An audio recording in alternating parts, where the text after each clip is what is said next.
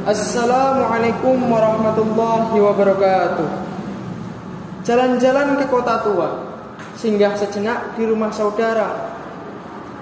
Salam sejahtera bagi teman-teman semua. Semoga selalu berbahagia. Izin memperkenalkan diri, saya Rafa Aditya Zadun Najah dari kelas PAI 2B. Di sini saya akan menerangkan mengenai ruang lingkup dan juga indikator moderasi beragama.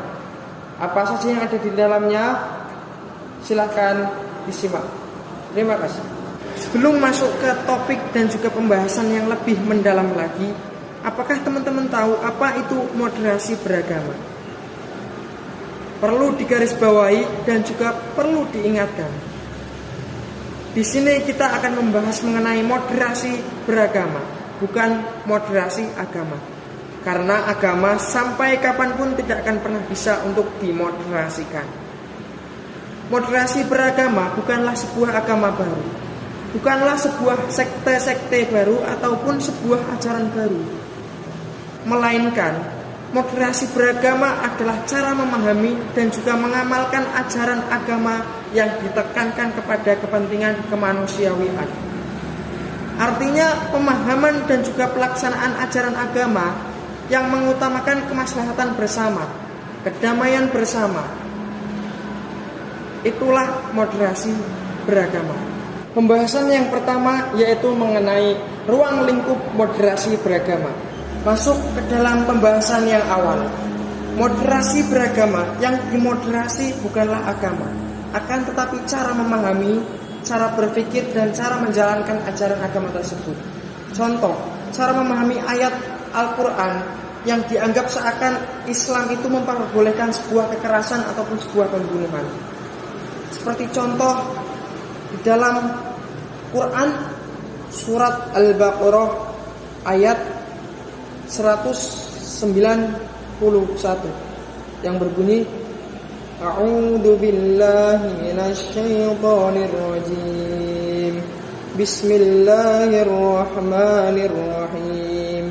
Waqtuluhum haitsu taqiftumuhum wa akhrajuhum min haitsu akhrajukum ila akhir ayat. Dan bunuhlah mereka dimanapun kamu temui mereka, dan usirlah mereka dari mana mereka telah mengusir kalian. Dari pembahasan di atas, ruang lingkup moderasi beragama adalah cara meyakini, cara berpikir, cara menjalankan ajaran agama dengan baik. Baik untuk diri sendiri maupun baik untuk orang lain. Ruang lingkup atau wilayah moderasi beragama bukan ajarannya, bukan teksnya ataupun dogmanya, melainkan cara memahami dan menjalankan ajaran agama tersebut. Cara memahami, cara menjalankan, dan cara mengamalkan. Kesimpulannya, ruang lingkup moderasi beragama terletak pada cara memahami, cara berpikir, dan cara menjalankan agama tersebut. Itulah ruang lingkup moderasi beragama. Masuk ke pembahasan berikutnya mengenai budaya beragama. Dari teman-teman tidak akan pernah asing dengan kata budaya, karena tiap daerah, tiap wilayah memiliki budaya masing-masing. Budaya ialah hasil keyakinan manusia yang berlaku di tengah-tengah masyarakat yang dilakukan secara turun-menurun sejak zaman nenek moyang sampai sekarang. Lalu apa itu budaya beragama? Nah, budaya beragama ialah hasil keyakinan ataupun pemikiran dan perilaku terhadap ajaran agama. Misalnya hasil keyakinan terhadap Islam, hasil pemikiran terhadap sholat, zakat, puasa serta haji, hasil pemikiran terhadap ayat dan juga Al-Quran hadis, bentuk perilaku ataupun cara membaca sholawat, cara mendoakan orang yang sudah mati, dan lain-lain. Itulah budaya beragama. Selanjutnya di sini saya akan menyampaikan mengenai indikator ataupun ciri moderasi beragama. Indikator atau ciri-ciri dari seseorang yang bisa dikatakan memiliki moderasi beragama itu bisa dilihat dari sikap dan juga perilaku sosialnya. Dia lebih bisa bersosial dengan seluruh orang di sekitarnya. Oleh sebab itu, indikator ataupun ciri moderasi beragama dapat dilihat dari 4 aspek, yaitu aspek kebangsaan, kemudian aspek beragama, kemudian aspek kehidupan, dan yang terakhir aspek cara memperlakukan budaya ataupun tradisi yang ada di tengah-tengah masyarakatnya, baik tradisi yang lahir dari ajaran agama maupun tradisi yang lahir bukan dari ajaran agama. Contoh, tradisi yang lahir dari ajaran agama yaitu seperti tahlilan, ziarah kubur, dan peringatan Maulid Nabi. Kemudian tradisi yang lahir bukan dari ajaran agama seperti sedekah bumi, sedekah laut, wayang, ketoprak, dan lain-lain. Lah, itulah yang namanya budaya. Dari keempat macam indikator ataupun ciri moderasi beragama tadi, di sini saya akan menjelaskan lebih rinci lagi mengenai keempatnya. Yang pertama, aspek kebangsaan.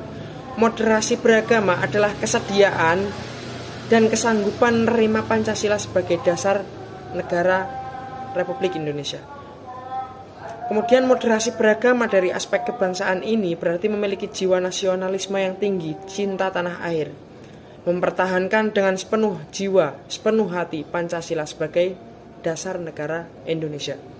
Yang nomor 2 yaitu dari aspek cara beragama. Moderasi beragama adalah kesanggupan untuk menjalankan toleransi dalam beragama, baik toleransi antar sesama muslim maupun toleransi dari agama lain. Jadi sifat dari moderasi beragama ini toleransi kepada siapapun. Yang nomor 3 mengenai aspek kehidupan sosial. Moderasi beragama adalah kesediaan dan kesanggupan untuk selalu taat dan patuh kepada aturan ataupun hukum yang berlaku. Kesanggupan menyelesaikan semua permasalahan dengan cara damai dan juga aturan hukum yang berlaku. Dengan kata lain, moderasi beragam dari aspek kehidupan sosial ini adalah cinta damai, anti kekerasan. Kemudian yang terakhir mengenai aspek moderasi beragama yaitu dari aspek tradisi. Yang nomor 4 yaitu kesanggupan untuk menghargai dan menghormati tradisi yang berjalan di tengah masyarakat dahulu sampai detik ini, sampai sekarang ini, baik tradisi keagamaan maupun tradisi non-keagamaan.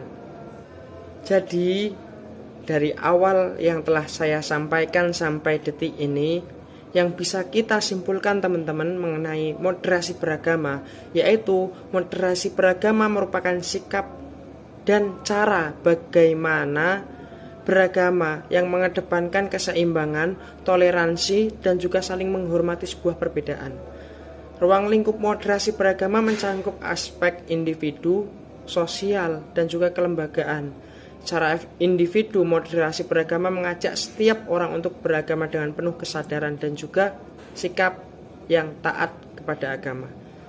Secara sosial, moderasi beragama menciptakan harmoni antar umat beragama dalam kehidupan masyarakat tanpa pandang bulu.